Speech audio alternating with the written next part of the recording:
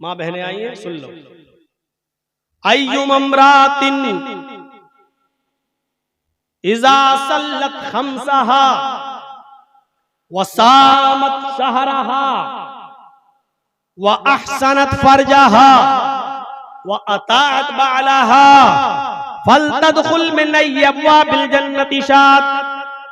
ये चारों चीजें औरतों के लिए बताई जा रही हैं। जो औरत पांचों वक्त की नमाज पढ़ ले, पाबंदी के साथ पांचों वक्त की नमाज पढ़ती हो, वसामत शहरा, रमजान के पूरे महीने के रोजे रखती हो, व अहसनत फरजा, अपनी शर्मगाह की हिफाजत करती हो, बेहुदा कपड़े न पहनती हो, कपड़े लूज हो, ढीले ढाले हो, चुस्त न हो,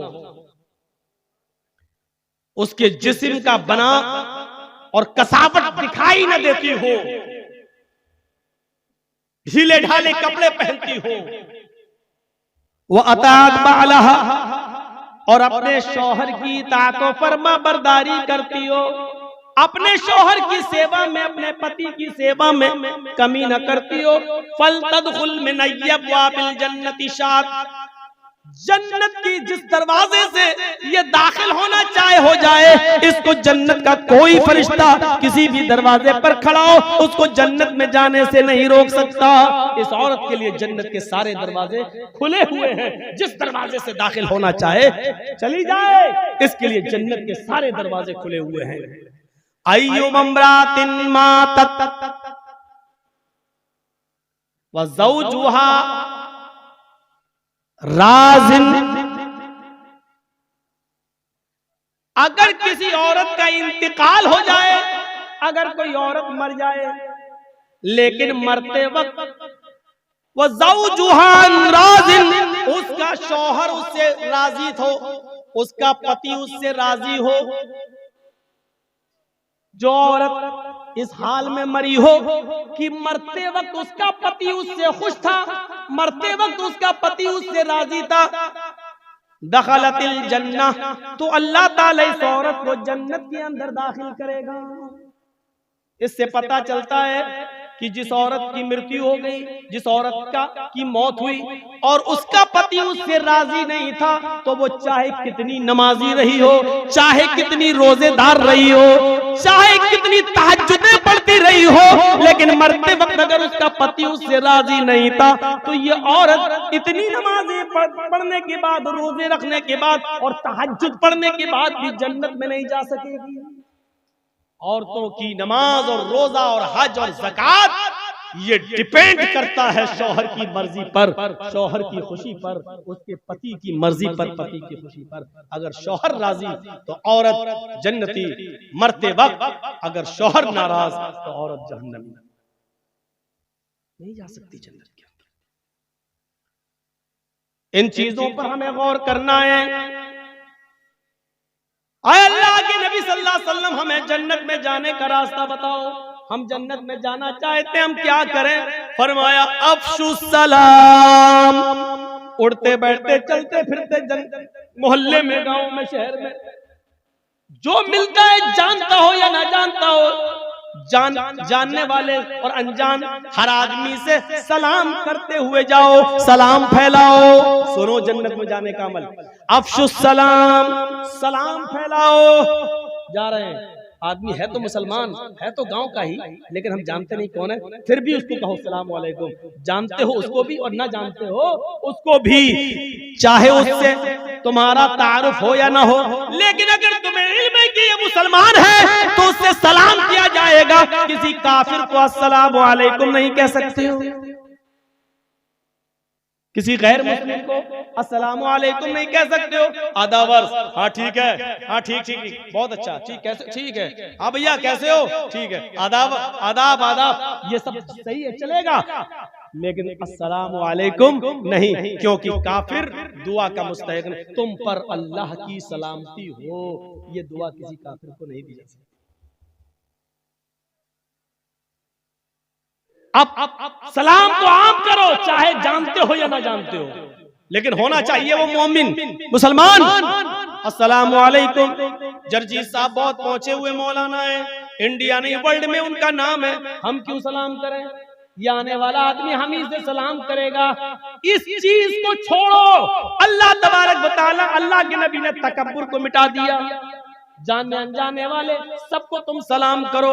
हाँ, इतना जरूर है, छोटा बड़े को सलाम करे। छोटा युसल्लिमु सगीर अलल कबीर, छोटा बड़े से सलाम करे। अब छोटे आदमी को अकल नहीं है, नहीं बड़ा सलाम करा तो बड़ा भी सलाम कर सकता है। अल्लाह के रसूल तो बच्चों से भी सलाम करते थे। तो पहली चीज सलाम के उसूल समझ लो। हमेशा छोटा आदमी बड़े को सलाम करेगा, लेकिन अगर छोटा सलाम नहीं कर रहा है तो बड़ा सलाम करने में पहल कर सकता है, कोई हर्ज की बात नहीं। छोटा बड़े को सलाम करेगा। पैदल चलने वाला और एक आदमी वहां से मोटरसाइकिल से या साइकिल से आ रहा है तो अर्राकिब युसल्लिम अलल माशी, तो जो सवारी पर आ रहा है, सवारी पर चलने वाला पैदल चलने वाले से सलाम करेगा। अदब देखिए, घमंड तोड़ा अल्लाह तबारक अल्लाह के रसूल ने।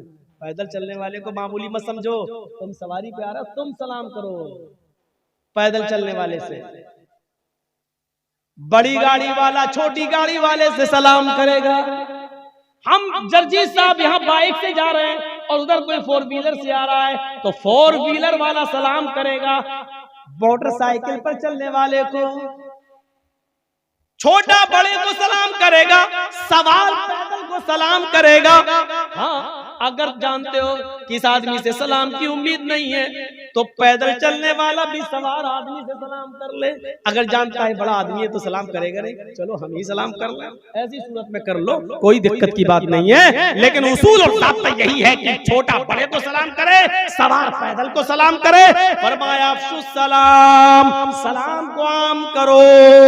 वातिमुत्ताम, हर भूखे को खाना खिलाओ, चाहे वो तुम्हारे दरवाजे पर मांगने आया हो या कुछ लोग ऐसे जो भूखे लेकिन शर्म की वजह से तुमसे मांग नहीं पा रहे हैं। उनका पता लगाओ कि वो कौन है, उनको ढूंढो और पता लगाओ इन्होंने खाना खाया या नहीं, उनको अपने घर पे लाओ। तो शर्म लग रही है, आपको मालूम है कि वो लोग बड़े खुददार हैं, मांगेंगे नहीं लेकिन भूखे, तो अपने घर से खाना ले जाकर उनके घर ले जाकर पहुंचाओ।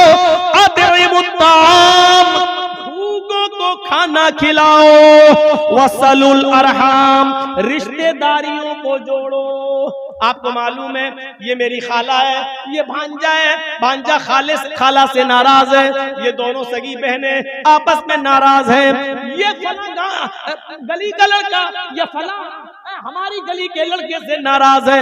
ये रिश्तेदारियों में फर्क है। वसलुल अरहाम, तो तुम रिश्तेदारियों को जोड़ो, आपस में एक दूसरे के ताल्लुक को कायम करो।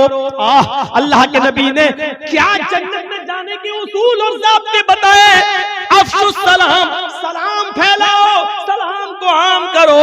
व अतिमुत्ताम, खाना खिलाओ भूखों को, चाहे वो मांगने वाले हो या बेचारे मारे शर्म के मांग न पा रहे हो, उनको खाना खिलाओ। वसलुल अरहाम, रिश्तेदारियों को जोड़ो। जो भी एक दूसरे से कटा हुआ है, ये समाज और समाज के सरदार की ड्यूटी है, समाज के जिम्मेदार की ड्यूटी है कि वो उनके आपस में झगड़े को खत्म करके उनको मिलाए। और चौथी चीज बताई, वक़ूमू बिल्लैली वन्नासु नियाम। लोगों, जब सारी दुनिया ख्वाबे खरगोश में सो रही हो, जब सब खर्राटे लेकर मीठी मीठी नींद के मजे ले रहे हो और सब अपनी सख्त सर्दियों की रातों में अपने मुंह पर कंबल ढाक कर सो रहे हो, ऐसी ठंडी रात में उठकर वुजू बनाकर अपने घर के कोने में मुसल्ला बिछाकर अल्लाह की इबादत करो, क़याम करो, रात को जागो, नमाज पढ़ो, तहज्जुद पढ़ो और कुरान की तिलावत करो। वक़ूमू बिल्लैल, रात के किसी हिस्से में उठो। वन्नासु नियाम, उस वक्त जब लोग सो रहे हो, जब सारी दुनिया नींद के मीठी नींद के मजे ले रही हो, उस वक्त अपने रब को मनाओ, उसके सामने तौबा करो, इस्तिग़फ़ार करो, उठो नमाज पढ़ो, उठो इबादत करो, हाथ उठाओ, तौबा करो, इस्तिग़फ़ार करो, मग़फ़िरत मांगो, अपने आंखों से आंसुओं को गिराओ और रो रो कर अपने रब को मनाओ, रो रो कर अपने रब से तौबा करो। तुम ये 4 काम अगर कर लोगे, अफ़सुस सलाम, फिर से सुनो, सलाम फैलाओ, वादे मुत्ताम, भूखे को खाना खिलाओ, रिश्तेदारियों को जोड़ो, और रात के तारीख हिस्से में जब पूरी दुनिया सो रही हो तो अकेले उठो और अल्लाह को याद करो, रो और गिड़गिड़ाओ। रात की तारीकी में कौन उठता है? रात में वही उठेगा जिसको घमंड नहीं होगा, क्योंकि वो जानता है सारी दुनिया सो रही है, उसके अंदर दिखावा नहीं होगा। मौलाना जर्जीस रात की तारीकी में मस्जिद में आके नमाज पढ़े तो दिखावा हो सकता है कि लोगों को दिखाने जा रहे हैं कि देखो हम रात में तहज्जुद पढ़ते हैं, लेकिन घर के अंदर जब सारे लोग पूरा मोहल्ला सो रहा है, लेकिन घर के अंदर हम नमाज पढ़ रहे हैं, तो कौन जानता है कि हम रात को उठ के नमाज पढ़ रहे हैं। इसलिए फरमाया जब सारी दुनिया सो रही हो तो तुम उठो और घर के कोने में तुम नमाज पढ़ो, इबादत करो और दुआ, क्योंकि इस वक्त तुम्हारे अंदर घमंड नहीं है, तकब्बुर नहीं है। तदखुलुल जन्नत बिसलाम, अगर ये 4 काम तुम कर लो तो तुम सलामती के साथ जन्नत में दाखिल हो जाओगे, सलामती के साथ तुम जन्नत में चले जाओगे। सलाम को फैलाओ, भूखों को खाना खिलाओ। कितनी अच्छी चीजें बताई हैं, ये जन्नत में जाने के रास्ते हैं। और हम क्यों आए इस दुनिया के अंदर? उसी खोए हुए मकाम को, जिस मकाम से हमारे बाप आदम और हव्वा को निकाला गया, उस मकाम को दोबारा पाने के लिए अल्लाह ने यहाँ भेजा है।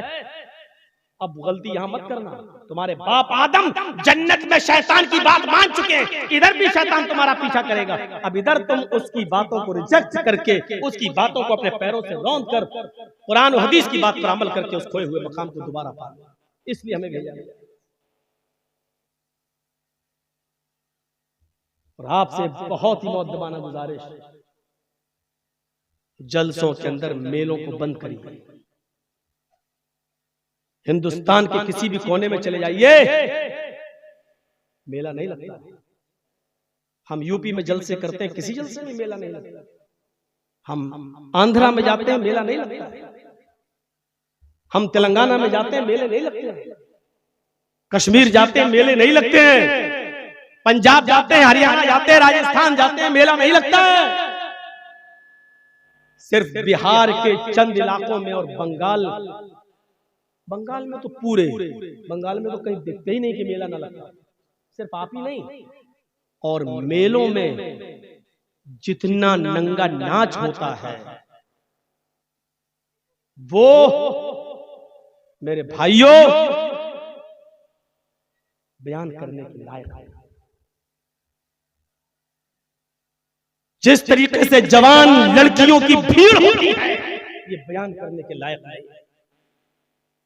किस मुंह से तुम हिजाब के खिलाफ आंदोलन करोगे?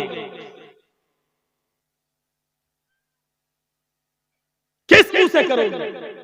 तुम अपने जलसों में जब मेले में आने वाली और इन ड्रामेबाज जवान लड़कियों को उनकी पोशाक और उनकी लिपस्टिक और क्रीम और पाउडर से नहीं रोक सकते हो, और मेले में उनके ऊपर बैन नहीं लगा सकते हो, तो हिजाब क्या कायम करवा पाओगे?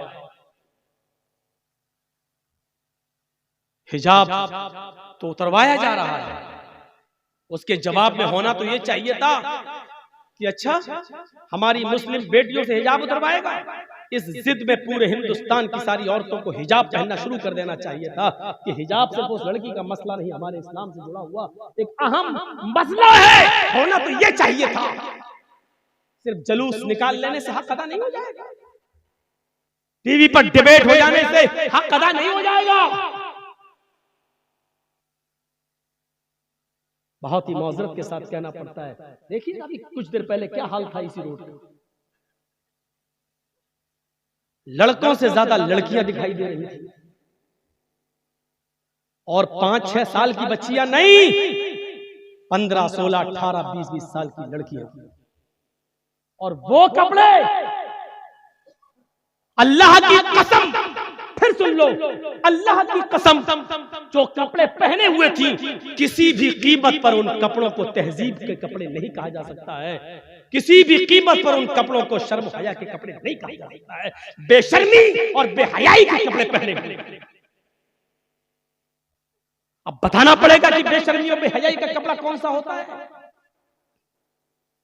बंद करिए मेलों को, और अगर आप मेला बंद नहीं कर सकते हैं और मेला भी करें और जलसा भी, तो ये सोच के उठिएगा कि आपको इस जलसे का कोई सवाब नहीं मिलेगा, क्योंकि हदीस के अल्फाज हैं, जो बुराई तुम अपनी हाथ से रोक सकते हो तो पहले उसको रोको। मेला तुम रोकने की ताकत रखते हो, जब करवाने जलसा करवाने की ताकत रखते हो तो मेला रोकने की भी ताकत रखते हो। ये हाथ से करने की ताकत है,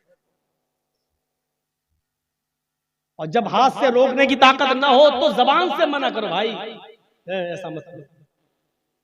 और जब जबान से भी ताकत ना हो तो दिल से बुरा जाए, खुद ना जाओ, हटो, चलो हाथ से रोको। हजरत उमर फारूक के जमाने में एक आदमी टखने से नीचे लुंगी पहनता हुआ, पैजामा पहनते हुए जा रहा था, लुंगी से नीचे, ये टखने से नीचे जा रहा है। हजरत उमर फारूक की नजर उसके ऊपर पड़ गई, वो आगे आगे जा रहा, पूछते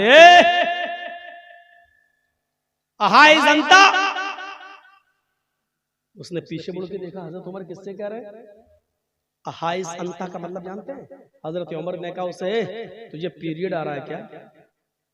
औरतों को जो महीने में कुछ दिन, मखसूस दिन जो उनको गुजरना पड़ता है एमसी से, उनको कुछ दिन 4-5 दिन जो उनको ब्लड आता है, उस महीने को उसको कहते हैं पीरियड, महीना। तो हजरत उमर ने उससे कहा, हाइस अंता, क्या तुझे पीरियड आ रहा है, महीना आ रहा है? वो पीछे मुड़ के देखता है, किसको कह रहे हैं अल्लाह के हजरत उमर? तो कहा कि जी किसको कह रहे हैं?